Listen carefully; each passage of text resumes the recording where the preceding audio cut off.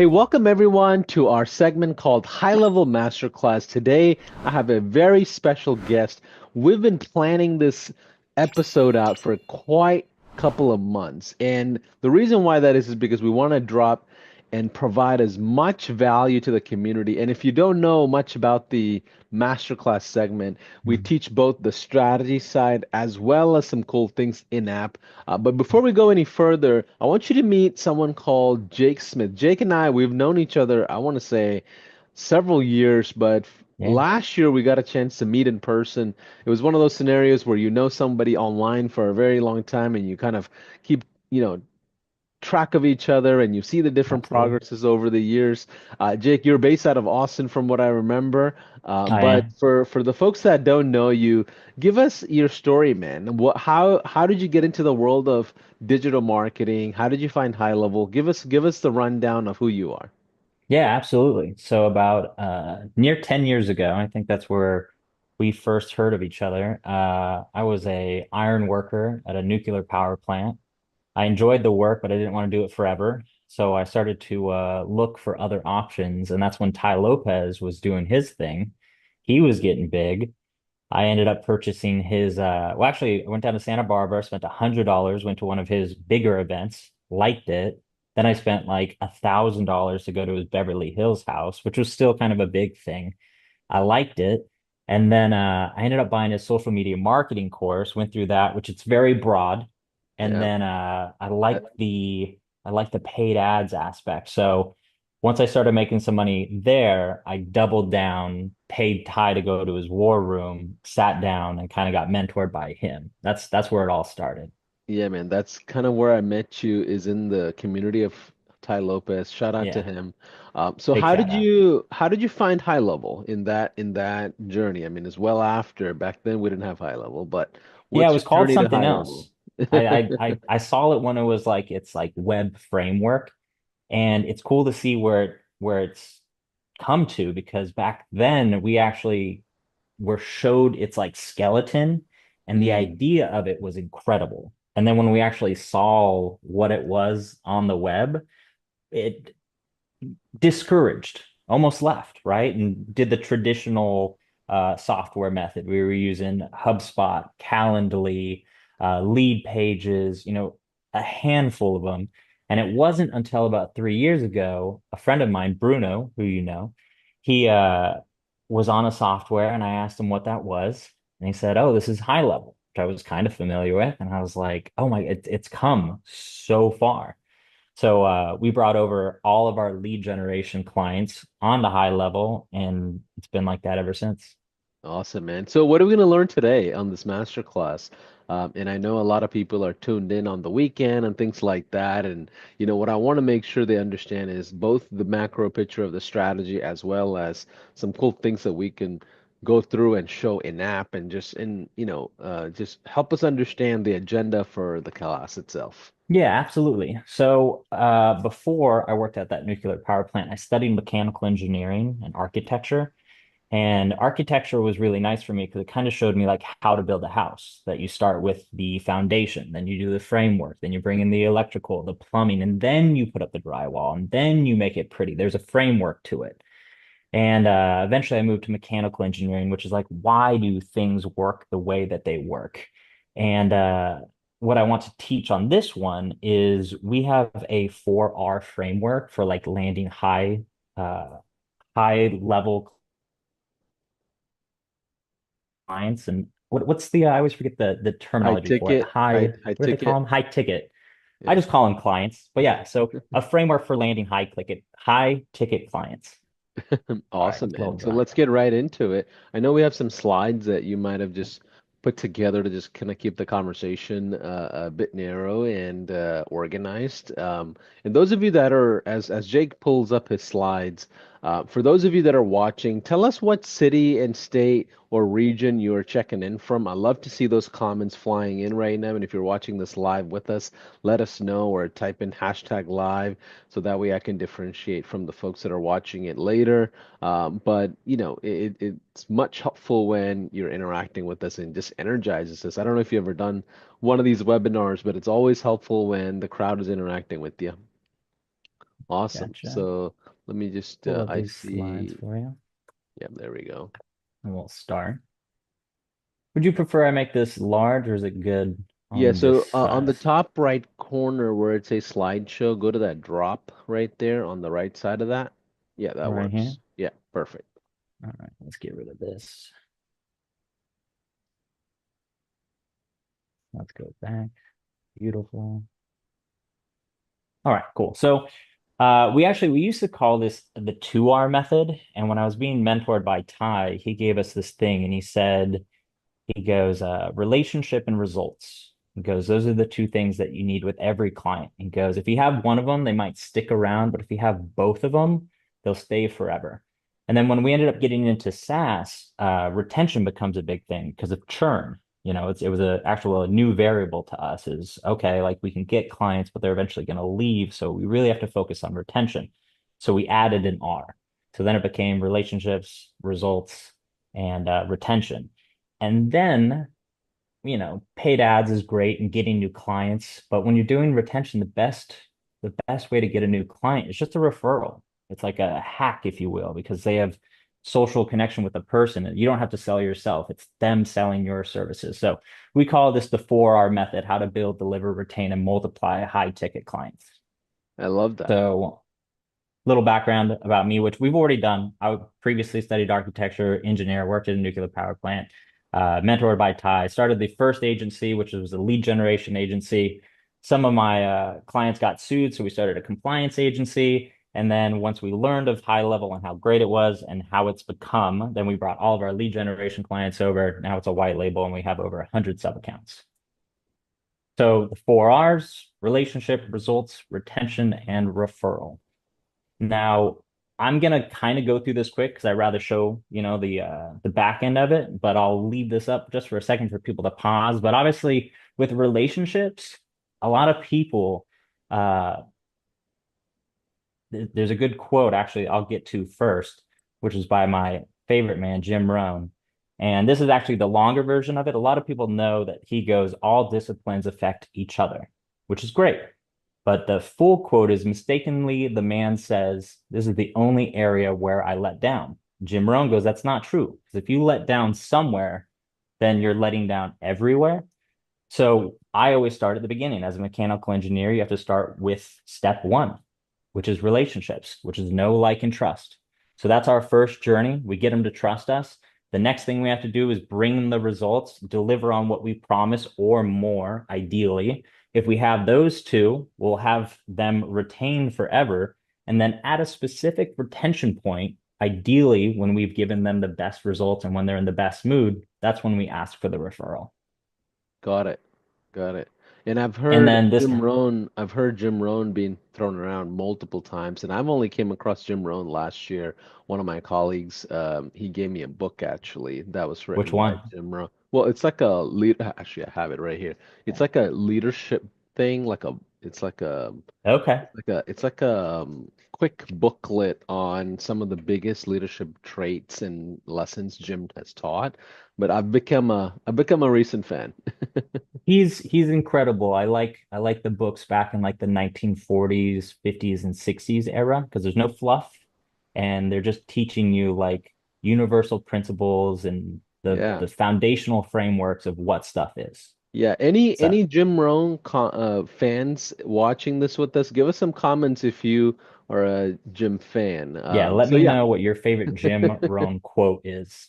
Which one that's changed your life? Because there's I there's love many that. out there. So going based off that quote, it shows that, to if you build the relationship, that's what's going to give you the opportunity to get your client the results. As soon as you get the clients the result, that's what's going to hold their retention. As soon as you get the retention, that's what's going to allow you to ask for the referral. And then I love these machines, if you will, which then starts the process over. Because if you can get that referral, you are now forming new relationships. And now you know the system. You know, okay, with this person, I got to go through the know, like, trust.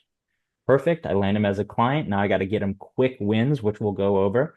Once I get him quick wins, right, we're going to retain him for a certain duration of time. And ideally, they're going to refer us or we're going to ask them to refer us to the circle. And it starts over and over and over.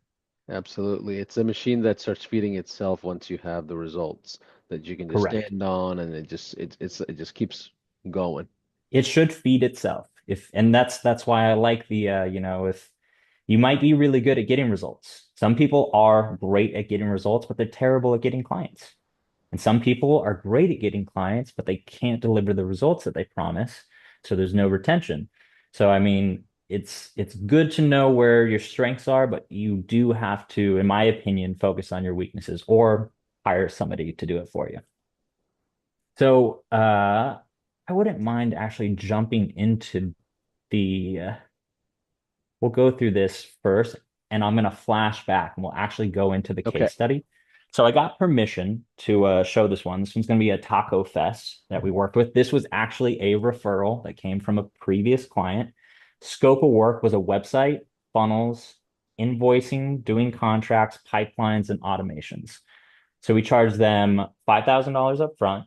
They're on a $497 a month package, and we've had them over 3 years. So the current LTV is around $20,000.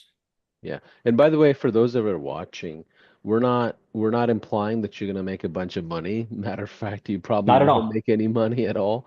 It just these are results that we want to share from experiences you have. You do have to kind of, take everything with a grain of salt, but our intention here is to show you what it all looks like that could lead you to a certain threshold in revenue. But just be aware, every single one of these educational segments we have are meant to be educational.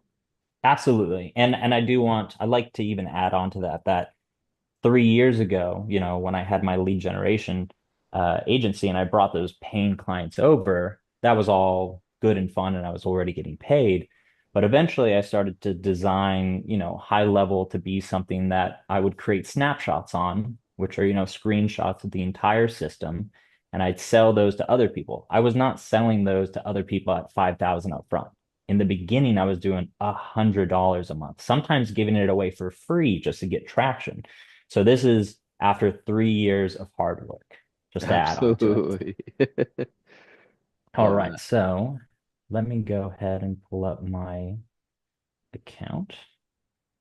We're going to pop into my high level account. Yeah. We're going to find my client, switch into that account. Let me go ahead and turn on privacy mode and kind of show you guys what we did for them. So here's their sub account. And what they wanted was they wanted a website. They wanted funnels for three different venues, which was the attendees, the craft vendors, and the food vendors. And then with those comes different automations. So a thing that I enjoy is actually over delivering. And a little hack that I see and I notice a few other people see is when I promise like a funnel. So for instance, let's look at the funnels. I was going to do an attendee funnel, craft funnel, and a food funnel. What these really are just one funnel because you're going to do all the branding, you're going to design the buttons, you're going to create the headlines and subheadlines and paragraphs. And I'm going to do that for one page, which then I'm going to multiply into 3 steps. There's one funnel. And then I'm going to take that one funnel and clone it. Now I have 2 funnels. And then I'm going to take that again, clone it. Now I Yeah. got my 3 funnels, even though I only had to design one funnel. High level also makes it really easy because you guys come out with good templates. And even if the template isn't exactly what I want it to be, it's the framework of how I want it to look. And it takes minimal changing to get it where I want it. So we will come over to sites. And that's exactly what I did here. We'll go to websites. I went to initially I went to create a new website. I picked from the funnels. I found something close enough to what I wanted, and then I ended up changing it. So we designed them just a 4-page website because primarily they're on the funnel side. I can pop this up. Here's their website hosted on High Level, selling tickets, beautiful website, functional. So once we designed this, what was this? We did their funnels.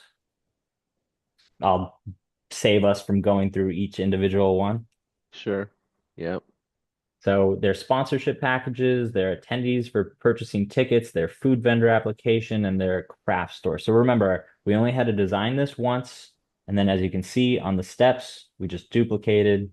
The attendee one took a little bit more. So now with those, we have to have the automations. One of my favorite things about HighLevel. And for instance, we'll choose the vendor, staying organized, critical in my opinion. We'll go food vendor. Now here is the customer journey for the food vendors. So once the application gets submitted, appropriate. Do you want me to dive into the actual Yeah, the if you don't nitty gritty? mind. Yeah, I if don't you mind don't at all. mind. Yeah, yeah. So the fest is like an event that you're basically So it's an marketing in-person for event. your yeah, so Yep. your client is the event organizers. Yep, Got it. event Got it. owner. Okay. And here I'll even paint a better photo before we get into this for you. So I'll go to opportunities because we create a customer journey for each person, and Got we'll it. focus on the food vendor. And so my client is the one holding the event. They bring in sponsors to help pay for their event. They bring in food vendors to help pay for the event, craft vendors to help pay for the event. And Gotcha. each one of these need their own system for going through, ideally, and not only going through, but going through smoothly and paying and being updated. So Right. we create the customer journey initially. Let me move this, which is application gets submitted. We put it under review by their team. If a follow-up is required, they'll manually move this over. Let me, Yeah, so when you charge them 5K up front, a lot of it is the big setup of all these correct, automations and making sure 100%. everything's talking to each other the right way. The focus is not branding and design, it's more functional on can we get in applications from hundreds and hundreds of vendors and sort Hmm. through all of it in a speedy, mechanical way Yeah, that then on the other side can say, okay, we have 50 people or 100 people that are ready to go. They sign then contracts, then collect invoices and go through yeah. like, okay, got it. Absolutely, yeah. So when we originally spoke with them, I was like, "What is it that you want?" Which in a way, you know what they want, right? But you're getting the ideas, and then you ask questions like, "Do they need to sign a contract?" Yes. Uh, will you be sending them invoices? Yes. Do you need to inform them about like where to go on the event? Yes. And, taking these down, creating the customer journey. Once you create the customer journey you create it here in a pipeline. So uh, I should have grabbed the screenshot for you, but this client actually messaged me about a week ago and said, "Hey, we just sold out on our craft vendor spots 80, and he didn't have to do anything. The system did it all, Everything. Yeah. everything." And I'll show that. So as far as the journey, application gets submitted, it'll stay in here for a day, go to under review. The owner or person reviewing is going to get notified that they need to review it. If they contact and try and need to follow up, they can. If they get approved, then that person will receive the approved email. We also do this thing where we message the owner of the event because we like to create that value of like, hey, people are getting Yeah. approved. We don't have to, but I do Yeah. it almost with all my sub accounts where I message the decision maker and I let them know like, hey, leads are coming in. They're not going to do anything with them, but their phone rings. They like leads. Yeah. It's a Yeah. little It's a sneaky thing euphoria that we that do. you create for the relationship. Yeah. 100%. Yeah. So once approved or disqualified, the contracts will get sent out automatically. Payments and invoices will get created and sent out automatically.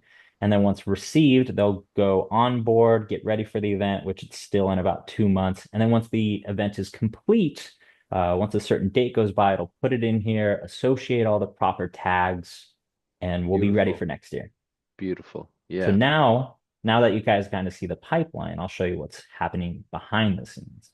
Yeah. which then will go to automations. Yeah, give me a one in the comments if this is helpful and you're getting some nuggets out of this and some details. And what I always notice is like whenever we do these master classes or challenges or workshops, like things that we're not even meaning for you as the student to pick up, like we get feedback on that. Oh, I didn't Yeah. know you can organize folders a certain way. Mm, Like we're not talking about it today, but you see that it's an organized set of folders, right? Like even details like that as you're watching this, if you're picking up different things, put those in the comments so everyone else can mm. just kind of notice those things as well. Or worst case scenario, give us a one in the chat if you're finding this helpful. So yeah, keep going, Jake. Beautiful, beautiful. So focusing on one, so we don't get overwhelmed, we're going to go into the vendor workflows. And then I have food vendors and non-food vendors, and we're going to go into this. So this right here is that customer journey for them. So on the back end, you create the roadmap, but to create the automations, you got to come back here and tell it what to do. So application one, and we're super huge on organization. I think a lot of people they do their future selves a disjustice by not staying organized because eventually there's going to be a time where you want these people tagged and organized correctly. Got it. So inside this workflow, right, the trigger for this is we created a form for food vendors. And once this vendor form is submitted, what's going to happen, let me present this a little better, is they're going to get tagged vendor food one application submitted. By the way, if you're a high level user, I always recommend going by keywords with your tags because on the back end, it's just very clean and organized, very easy to find stuff. The opportunity, as you saw on that page, gets updated. So the lead gets brought on that page. We love note entries. So, like when any action happens, again, I think it's something that people don't utilize that much. Anytime there's an entry, we want to know when it happened, what the information was. So, this is for us just to keep notes. And then this right here is actually notes for our client so that they don't have to go through the custom fields. They can literally Mm, click on the contact, see on the notes, and this is the specific information that they need to qualify them, which is, what was the booth size? Did they request Wi-Fi? And what are their socials so that they can look them up? But those little instances might seem small, but when you're doing that against 400 applications, they add up. yeah, yeah. Now, what is the benefit of keeping track of these notes? Like what, how do you, there's your side of it, so you know which vendors are being approved, and you have the client side of it, right? What are some things that you found in details like that that has helped you guys? Well, so it's rare that we actually have to use these notes, but Okay, we like having them versus not having them because if somebody purchases a ticket or if somebody got approved and for some reason it doesn't happen often, but if an anomaly happens and they're like, I did submit this or I did pay, we can actually not only look at their activity, but we can gotcha, go to their notes. Now, if the notes isn't there, it means that they didn't go through the workflow. So they might be mistaken, but it's to have a record. We gotcha. like a Makes record. sense. I like that. Okay, keep going. Absolutely. So we will remove them from previous workflows Yeah. and Do then you do the you mind very zooming in on the top, bottom left? absolutely Yeah, right of here. the like. Yeah, that's better. Yeah, thank you. Yes. So another thing is removing them from previous workflows. It's very important. Like sometimes it's a common mistake that you don't remove them, and then next thing you know, you sent them an application and then they get approved, but we're trying to get them to resubmit, but we're also congratulating them that they're approved. It happens all the time. And then obviously, we want to email them, let them know that we got their application, what they can expect. We're building a relationship with these people too. Like we Yeah, are in a way using our framework for our clients and telling our clients to use this framework. We will send them an SMS. We're huge on SMS. We like 95% open rates. Send that internal notification to the team. Let them know that there's a new food vendor application and that they need to go in and review it. And then we'll wait a minute, push them into the next step, got it. which, if organized properly, is right here. Now, under review, this one's actually real simple. Just sits and waits to be reviewed. And then If follow-up's required, just sits there. If they're approved, they get emails, contracts get sent out, invoices get sent out.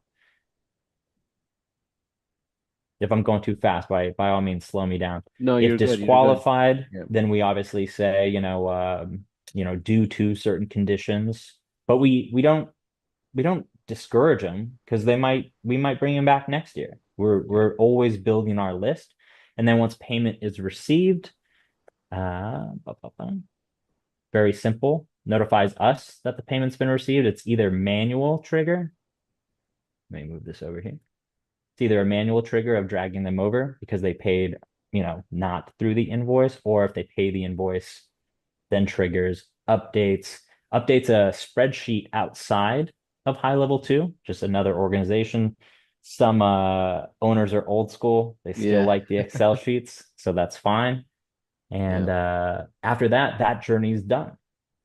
Got it. So I have a question for you. Your clients are not seeing any of these workflows or automations, right? What is visual to them in the experience with you? The The pipelines? As far as visual, well, we Like, do they ever obviously are. log into the app for anything, for They example? do. They do, Okay. but they only see what we want them to see. And it's not like we're trying to restrict them, it's that we're trying not to overwhelm them. So they only see the conversations, the dashboard, contacts, opportunities, and payments. Gotcha. That's it. So when they log into their sub account, that's all they see.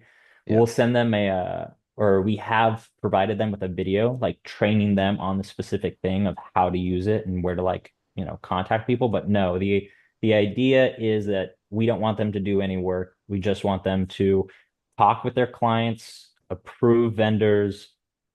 That's it. Yeah. And then if there's also mobile access, right? So if they really are on their feet running around on Yep. site, they can access through almost most of these things I mean everything Yes. actually So on. during our onboarding process, which is big, and we'll go over it on the slides, that's one of the first steps. And Gotcha. HighLevel actually does a really good job having the launchpad, which we almost verbatim just go down this with everything that's applicable. Add their teammates, connect their Stripe, and obviously have them download the mobile app. Gotcha, gotcha. Okay, cool. Awesome, man. Hopefully this is helpful for you guys that are watching. Give us a one in the chat if you're getting some cool ideas off of this and how to do delivery on a promise to a client here. And this is a complicated client, by the way, because there's two sides to it. And I know Jake's been doing marketing for a long time, so this is probably simple for him, but there's the client experience and then there is the client's client experience, right? So there's Correct. two layers to it that's being automated on both sides. Typically, 100%. could yeah, yeah. Go ahead. And if I can actually give we'll wrap this up and then I'll give the side of like me landing the client. I'll give a little Sure. sneak Yes. peek of that. So we've got as far as the scope of work, right? We showed the website, we had the three funnels, we've got the automations, everything's working well. We've got the customer journey. They're happy. They're never going to leave.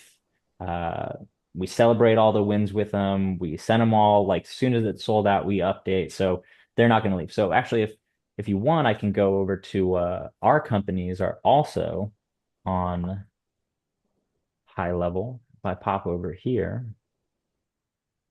and I go to, so his journey started with a referral.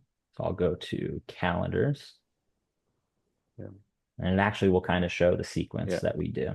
By the way, when we're on Zoom live streaming like this, when you're sharing screens on any Oh yeah, it software is going slows to it be a down a little little. bit slower. Okay, It just so you does. know, high level is a lot Absolutely. faster than what we're navigating here. But Yeah, 100%.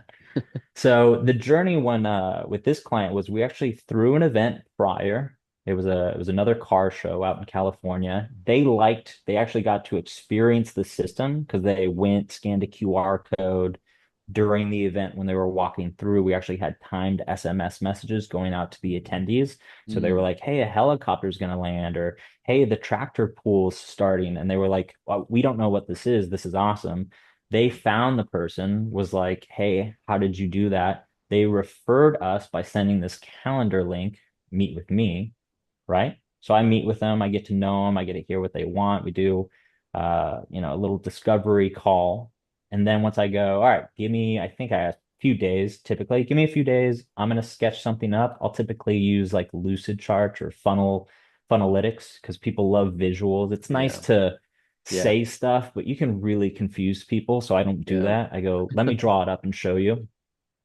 So I drew it up, showed him, gave him a price, and he was in. So then the next one I sent him, and by the way, he went through his own journey, was the kickoff call. So we did a kickoff call and signed him up, went through our onboarding sequence. Uh, I think, well, I don't think I have a list. I just don't remember it all. That's why I have the list. But it's integrating their socials. It's Setting up setting their up team their members, domains. their team It's doing members. their Yeah. Yeah. dedicated domain. It's getting their phone number set up. Like we just get them planted and we're trying to dig those roots because, if you build a system like this and it works, they're never going to leave you. And it brings a lot of joy, fulfillment, but it also brings a lot of, profit and, Yeah. income. Yeah, I So, have a question on this because you're someone I watch kind of grow in the industry for at least 10 years or even longer, I feel like. And before high level, traditionally we all did the SMMA thing, low ticket, mid ticket, high ticket. We delivered services.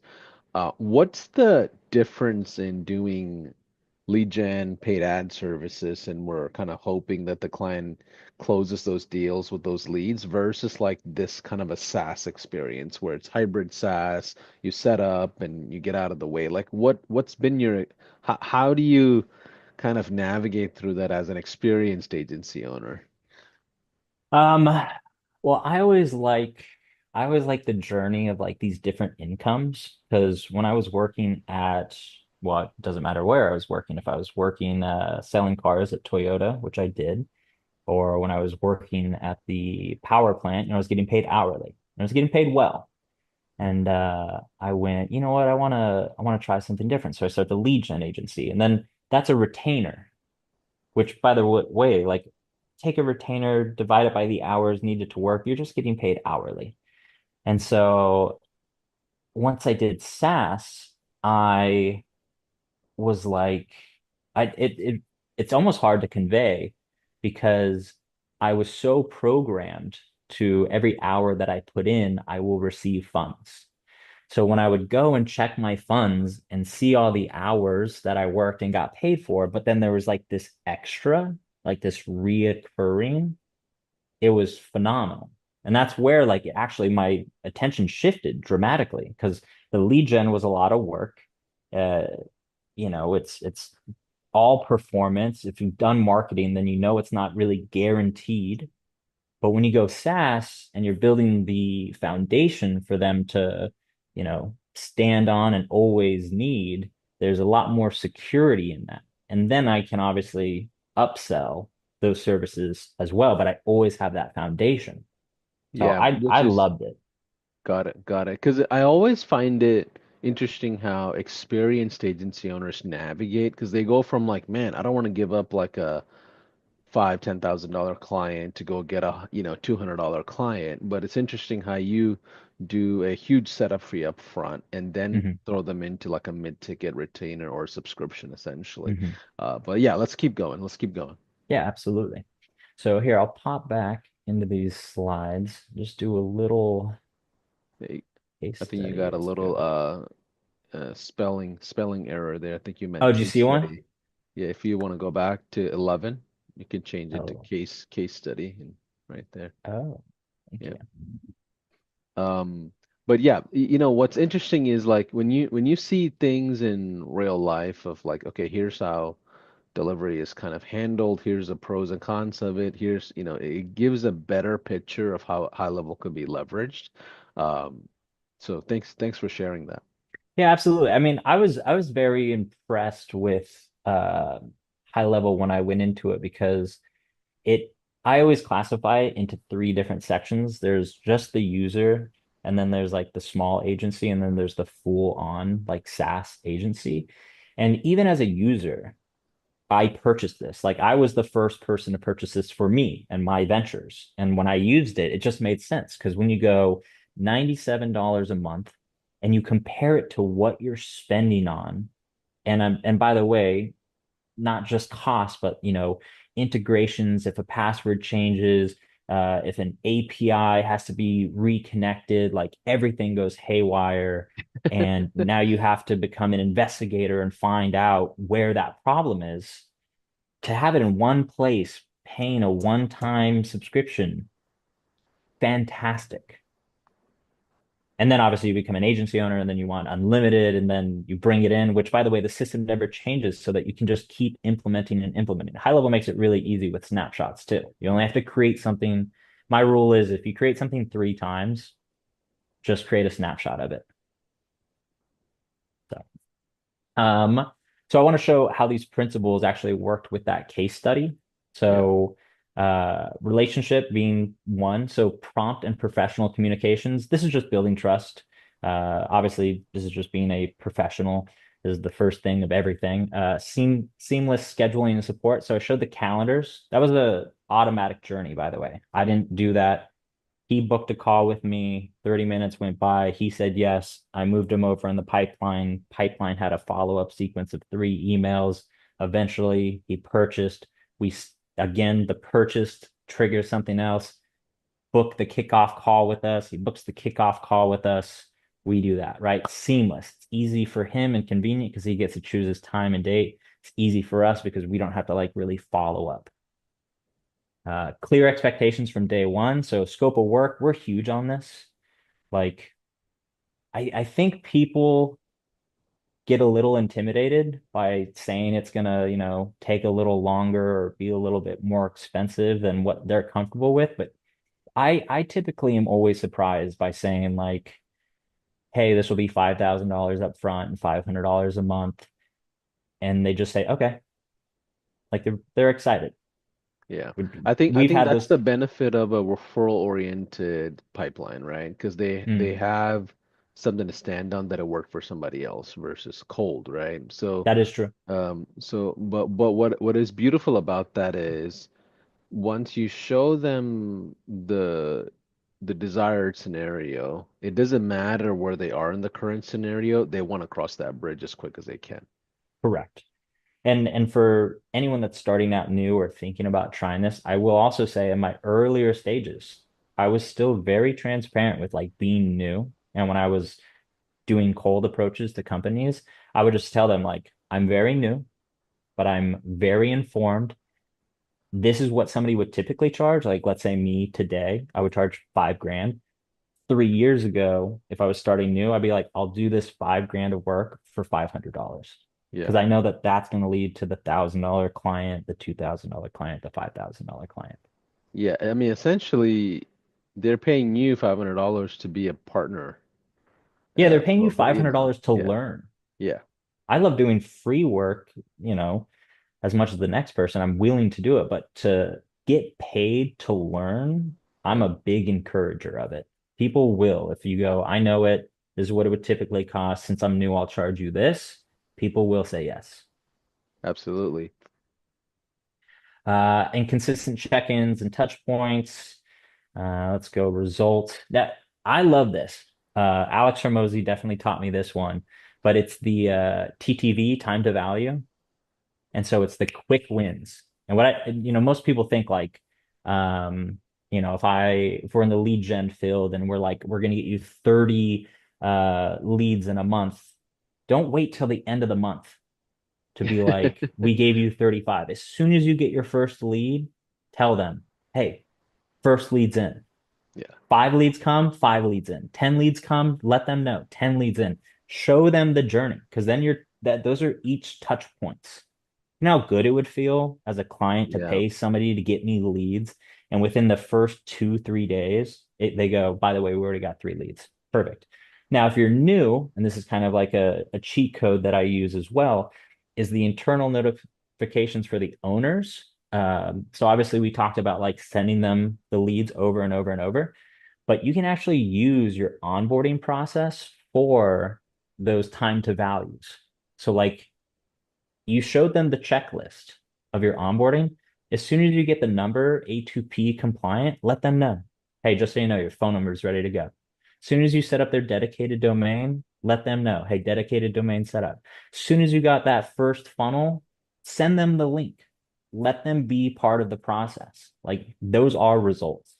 Yeah, that's fun. It's funny that you say that because a lot of people, especially in the community of high level, mo a good amount are engineering minded, analytical thinkers who want to perfect the product before they can release it to a client, right? They Mhm. want to get to a world where they can be proud of it. But in reality, you have to understand where are these clients coming from? What is their last digital marketing experience or previous digital marketing experience with a freelancer or an agency? More than likely not the best. So if you're coming in and saying, okay, we got step one done. Yes, we have 9 steps to go, but step one is done. Step Yeah. two is done. Step three is done. I think it creates a standard of transparency between you and the customer, right? And And that's what people changes love everything. progress. They like seeing those checks come off the The to-do checklist. list, yeah. Yeah. If you know if the to-do list was 10 pages and every or 10 steps and every 10 days you gotta, hey, this is done, this is done, this is done, this is done. In the back of their head, they're like, my marketer, my agency person, like they're getting stuff done Yeah, the to worst thing you can do is go dark in the relationship where you have no oh, it's the worst. communication while you're working on everything that you promised.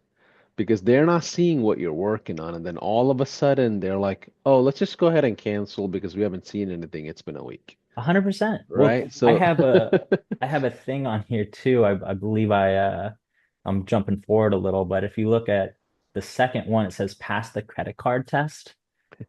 I loved this one, which is there's a thing that we all do, which is let's say I sign up for my software on the first, and that's going to be a reoccurring payment on the first. I want to make sure that when that person goes and looks at their credit card invoice, that when they see my expense, it's seen as an investment. And that's what that communication does. So when he looks at it, if I did no communication and they were looking at their credit card transactions and they see me and it says $500, they're going to be like, what are they even doing? Like, why do I keep paying this? But if they're like, oh, they hit those 10 things in 10 days and I got X amount of leads and oh, my website's, up and running, they're gonna see it as an investment. yeah, I mean, the collaborative experience is huge in the beginning. The first like 30 days of a SaaS customer is the most dangerous period Hmm. because they're still settling into the decision. And you don't know what they really feel until they start using the platform or the experience, or then it's much easier to upsell them or elevate them into a more mature package or whatever you want to do. Which is true, But which is kind of what it gets into, right? yeah, Is yeah, eventual upselling. Let me make sure I didn't miss anything. Progressive reporting, that's something that we should always do. Again, communication, under promise, over deliver. I think a lot of people say that. There's this thing that I do all the time, and I actually love the opportunities to do it, which is my little thing that I always do is with new companies when we're starting their foundation and like we're building their website and they have an okay logo. The logo is not in the agreement, but I'll ask them like, "Hey, do you love your logo?" And then they'll say no. And I go, would you be okay if like we mm, redesigned it for free? Which by the way, there's a few different ways to do it. You can go on Fiverr, spend like 25 bucks and get 100 different versions. You can have a graphic designer like we do who's great at it, which is going to cost us $200. But it's just like those little things that yeah, stick with them. Like, we didn't need to do this. It's an easy over deliver, and yeah. people love it. Yeah, and the logo is something that's almost on every marketing item, right? So it's Hmm. like every time they think about marketing, it's the logo that you updated. So it's like a constant reminder of you. Well, you people love their logo too, because whenever you like design their website and you put it in the top left and you do it the appropriate size, they just always want it bigger. They always want it like way too big. All That's a right, so brilliant retention. hack. Yeah. Now this is I always loved this line. I think I got it from a book called Subscribe, and it says retention starts at onboarding, which was like a cool shift for me because you think that retention starts once the work's done, but really you have to think of like you are designing your retention with the client as soon as it starts. Yeah. This is the retention process. So having that good communication with them, getting them the results, and then thinking about retention, that's wrong. It is how can I retain them from the get-go? Yeah. And that all comes down to your skill to communicate and set the right expectations, right? It's like, hey, after 9 p.m., don't call me because this is what Don't. this is how things are. Or Yeah. you tell them, hey, I have a client success manager that can handle these items and I can Hmm. handle these items. Because, like, you always deal with like the founder's dilemma. They want access to you and that's what they really pay for. And you're like, okay, I got to figure out a way to create boundaries too? You know what? That's a great point because that is something that I experienced when I transitioned into SaaS is I went from selling a lead gen service and then as long as they were getting the results, they wouldn't talk to me. I was sending out the monthly things. But when I started selling SaaS, I did notice that. I noticed that they didn't see it as buying a software. They thought that they were buying access to me. And so like they'd contact me all the time after purchasing, and I had to set those lines. I had to go, hey, by the way, you're just getting software. You're not getting Yeah. access to me. Yeah. We're Let's not selling see. time. Yeah, we're not selling time.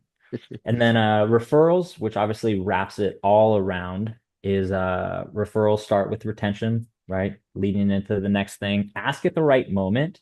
This one I think people just miss it. Like if you know a huge win is going to come, ask them at the win. If they're most excited about their website being done, when the website's finished and you're on the call showing it to them, ask for the referral right there. If they want leads, when you deliver the 35 leads over, you promised 30, but it's 35, and they're like, oh man, I'm really excited. Ask for the referral right then and there.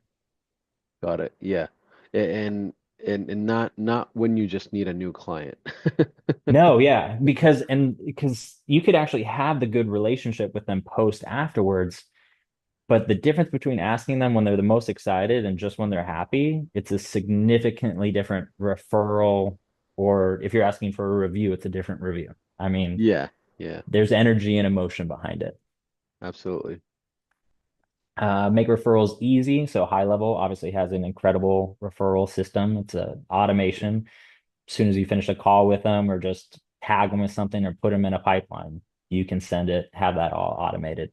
And then show appreciation. This is kind of what I was talking a little bit about is when we have wins, we share those wins with our clients. Like uh, I know it's a business, but kind of a internal philosophy is like we're people doing business with other people, and I never want to take like the personality out of business.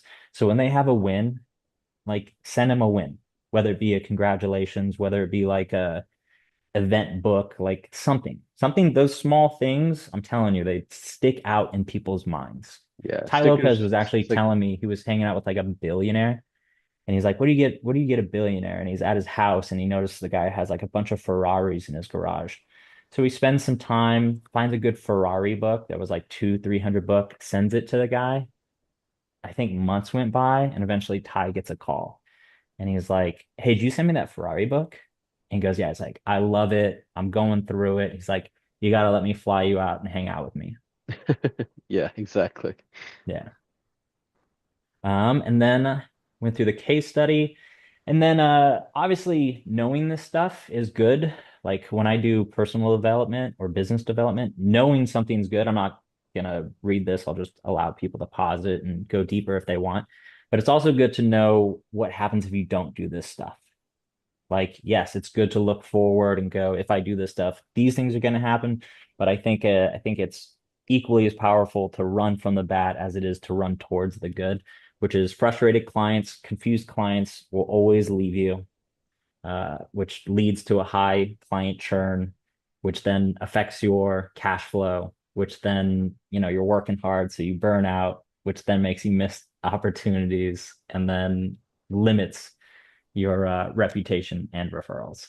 So, Yeah, it's interesting that you share this because these are the things that most people don't put guardrails against, right? So mm, like they don't create these insurance mechanics that they should have, like reminders for yourself to check in on a new client, or mhm. reminders for your teams, or triggering off a certain experience, like, hey, automatic appointment that is just set up with you on a check-in, or Hmm.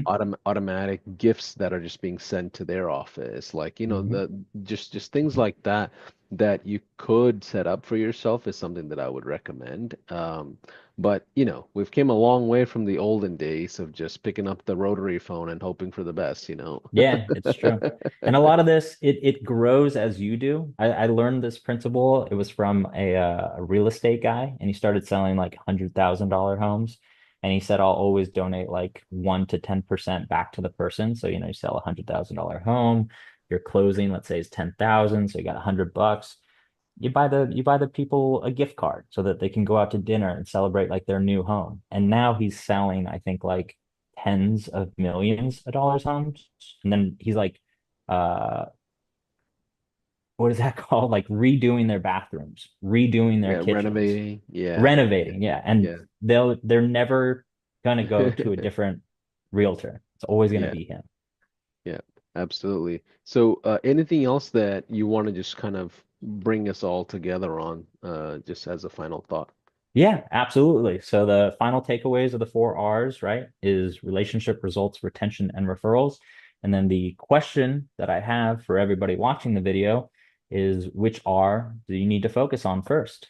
So write it down ideally and see where you're lacking, whether it be in relationships, results, retention, or referrals. Ideally, it's the first two, just so you know. And once you realize, kind of put write down what you can add. Is it, you know, uh, celebrating wins quicker, giving them that, time to value? Is it creating a follow-up sequence, automated, by the way, of just every 30 days, you send your clients a text message saying, hey, just wanted to check in and see if you needed anything. I love that. Well, Jake, I appreciate you jumping on and doing this masterclass, man. This has been brilliant. It's been a great balance of the strategy component as well as we went in app and just kind of showed a lot of cool things of how Absolutely. you automate a lot of these things. But I appreciate your time, and I know you have a lot of things in the works as an affiliate. So those of you that are Yes. watching and you don't have a high level account just yet, make sure you reach out to Jake. He's got some resources that he's building out and things like that. And if you haven't met Jake in our community, make sure you reach out to him, connect with him. And I think there's also a lot of meetup groups in Austin area. You There have are. guys like Yeah. Adrian Brambilla and a ton of people that are in the Austin area that you can Yeah. connect with. And can you just share a few notes on Austin in general? There's a lot of marketers there, right? Yeah, so Adrian's here. Just actually hung out with him a few days ago. And then big community of GHL users. There is a group, the name of it is not on the top of my mind, but there's a group of Austin where they meet up. Internet Marketing Party is a great spot to meet other marketers. Um, I mean, there's so many I literally can't rattle. I've been to a Yeah. bunch of them. I've been to Yeah, a I have bunch of to. them. Yeah, yeah. So for those that are watching and don't have a high level account just yet, they're on the fence. Jake, what do you have to say to them, like in general? Like, it is a overwhelming mountain sometimes to climb, Hmm. but like, what are some words of encouragement you might have for someone that's kind of trying to decide whether they should jump into high level? So I'll explain it like how I see it because I'm an engineer. I'm a practical mindset. I'm not convinced to take action unless I'm truly convinced. I love that it has a free trial, whether it be a 14-day or 30-day. You can pop in there and like really explore just to see the framework of what it has. But if I were to I don't want to convince, but inform somebody, right? Of HighLevel, it's go in there, claim the free trial, explore the frameworks, see kind of everything that it has to offer, and then simplify. Because a lot of people, I think initially with HighLevel, they get overwhelmed by everything. Like there's a website, there's funnel, there's SMS, there's email, there's forms, there's surveys, there's quizzes, there's campaigns, automations, triggers, Yeah, too much. yeah. But Over people need to 500 plus realize features. Yeah. how many? Over 500 from what I Over know. 500. Yeah, yeah. So over 500 features, you don't need to know them all. Hmm. Most people are going to use five of them and go in there, figure out what 5, 10 you want to offer, learn those deeply, and go sell those services. I love that. Jake, how can people find you? I know you have a lot of cool things in the works on the social side. You have events and, all kinds of stuff that's happening in your world. How can people find you? So I'm at No Joke J on all socials. And then we're actually starting a GHL engineer on YouTube where we're going to dive deep and explain high level from an engineer's standpoint. So if people are practical and they like the in-depth knowledge, that's where to go. Awesome, man. So check out Jake's new YouTube channel that's being launched, and I think it already launched It from is what I launched. know. Yep. Okay, it's First already videos out are there. uploaded. But everyone, thanks for watching this segment of High Level Masterclass. Hope you have a good rest of your weekend. For those of you that don't have High Level just yet, click the links below. There should be a trial there, and you'll be able to access Jake's affiliate stuff. So bye for now. Thank you, Jake. Take care. Thank you, guys.